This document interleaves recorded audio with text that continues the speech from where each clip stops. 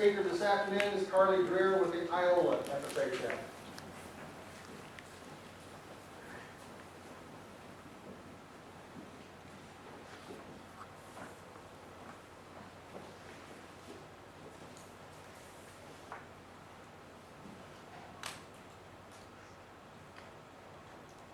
When you are sick, you have two options.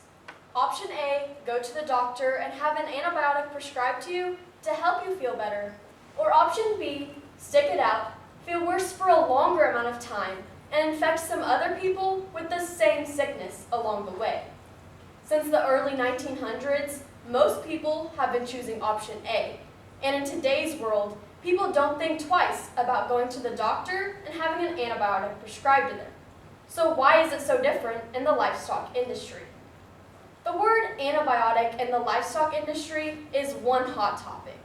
This word shows up on Twitter feeds, Facebook posts, and television news. Antibiotics gets a bad rap, when really it's just a miscommunication between agriculturists like myself and the public consumer. As a young swine producer, I have dealt with this antibiotic controversy often. The phrase antibiotic-free meat simply does not make sense to me.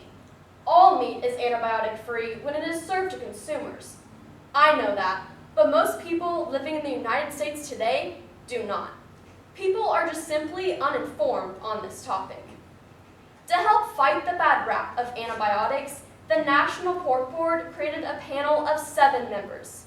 This panel reviewed the status of antibiotics within the pork industry and found new ways to better educate consumers. The panel ended up creating a 3-point plan consisting of research, education, and communication. This plan does an excellent job of outlining what we as agriculturists can do to help fight the bad rap of antibiotics. The first point in the plan is research. Several events in the past have sparked my interest in researching this topic. Chipotle is a chain name that shows up often when researching antibiotics.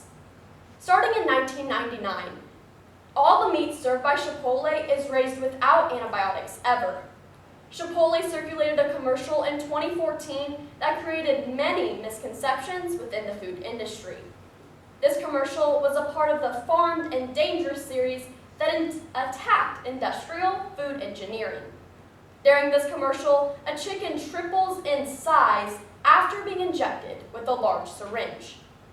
The CEO of Chipotle states that they simply choose to serve meat that was raised in a way that emphasizes care over chemicals. Chipotle tags the line "food with integrity," and on their website they state that antibiotics and added growth hormones are given to livestock to increase production and profits. So I decided to step into a consumer's shoes.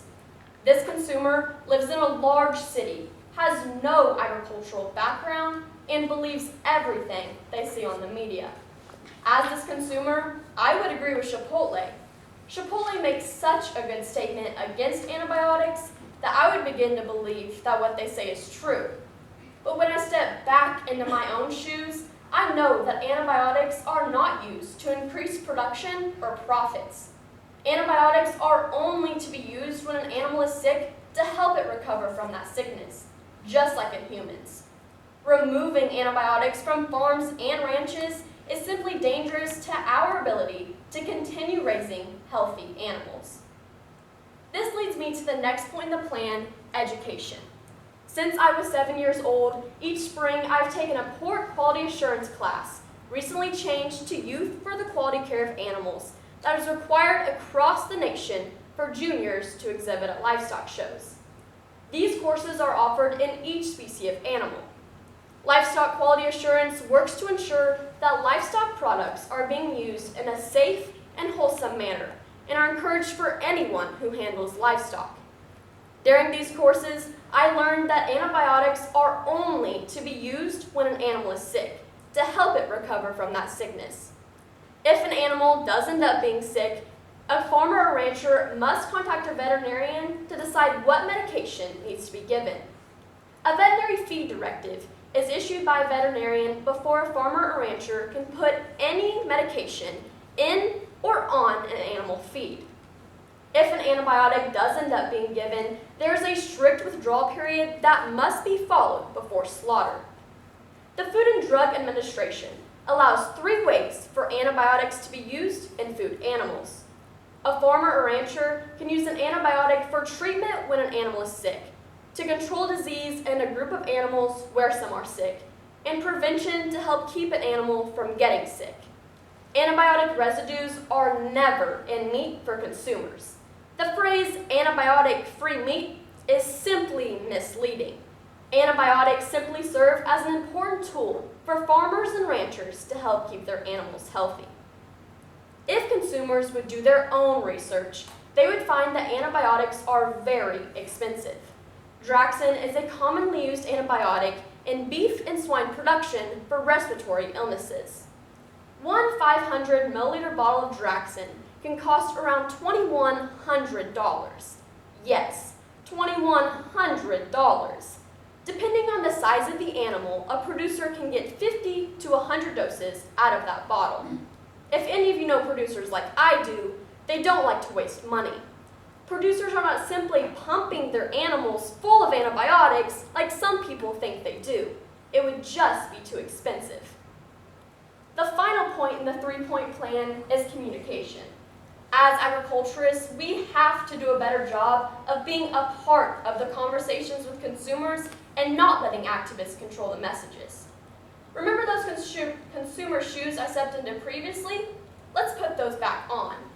As this consumer, I do not know that all of these rules and regulations are not only exist, but are enforced in the agriculture industry. But when I step back into my own shoes, these shoes hold a strong passion for our industry. I share this passion with only about 2% of the United States population today.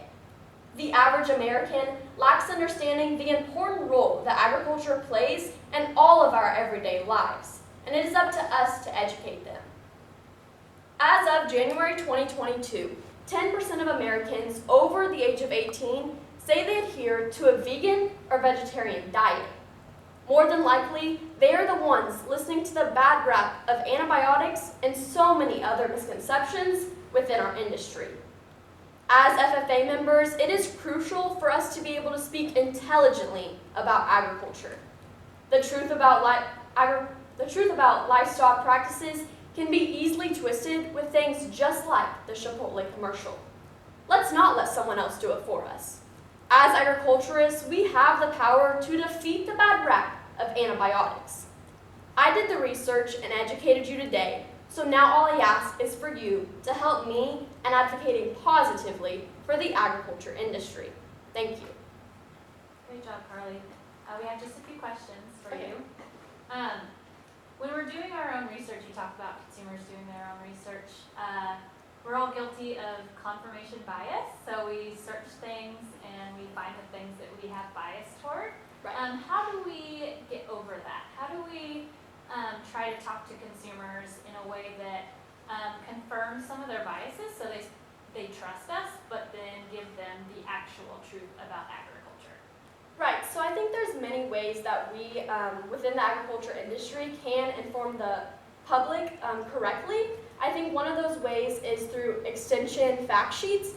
These are research-based publications that are put onto social media, and with these, they're filled with important information that affects our industry in a positive light and shows the correct thing to consumers. I think another great way that we can be face-to-face with consumers and educate them properly is going to school lunches. If we would go to a big city school lunch, you could be face-to-face with the consumers and tell them exactly what is being put into their meat and what they're being served for lunch that day. I think being face-to-face with them will have a way to gain trust, like you said, and better educate consumers and show a positive light on our industry. So, if I am a consumer, can you sell me on antibiotic use in animals? Yeah, so I think there's many ways that antibiotic use in animals are enforced and are made sure that they are used correctly. The Veterinary Feed Directive was issued in was put into effect in January 1 of 2017, and this ensures that any producer goes through a veterinarian before they can give an antibiotic to their livestock. So with this, veterinarians are making sure that the antibiotics are being used safely and correctly and are not being used too much. So the phrase antibiotic-free meat, when it is taken to slaughter, is correct, and there is no antibiotic residues when fed to consumers. So you're with a pretty friendly crowd right now, but earlier in your speech you said that there might be some withdrawal from these antibiotics, which then you think of drug withdrawals and you think of all these things. So how are you going to explain this to people that really have no ag base and prove to them that you really are being good to the animals and this is a great way for you to be a better producer? Right, so I think the antibiotic withdrawal period simply just ensures that there's no antibiotic residues. I think a way to promote that is to say, just explain what it is. It is the time that must be observed between the antibiotic is given to the animal and it is safely taken to the locker for consumption. I think that knowing the definition and putting it out there to the public shows a positive light on our industry, and that knowing that you have a better understanding of the antibiotic use and livestock production.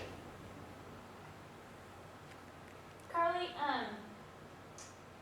more and more our legislation is leaning a little bit more toward more restrictions on animal agriculture. We see that a lot in California.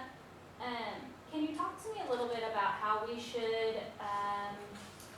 advocate for agriculture with legislators on issues such as antibiotics?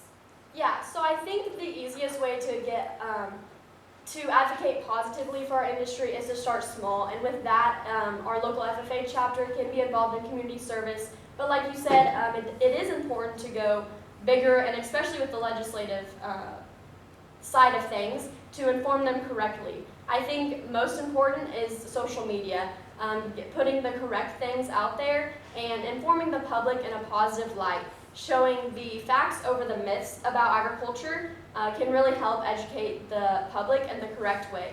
I think with legislators, it would probably be best to be face-to-face, going and presenting a presentation and just correctly educating them in a way that they might have never been exposed to before, I think is a great way to show them what our industry is truly about.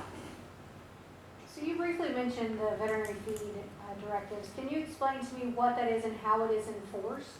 Yes, so the veterinary feed directive is anything issued by a veterinarian before a farmer or rancher can put any medication in or on an animal feed. So That's fine.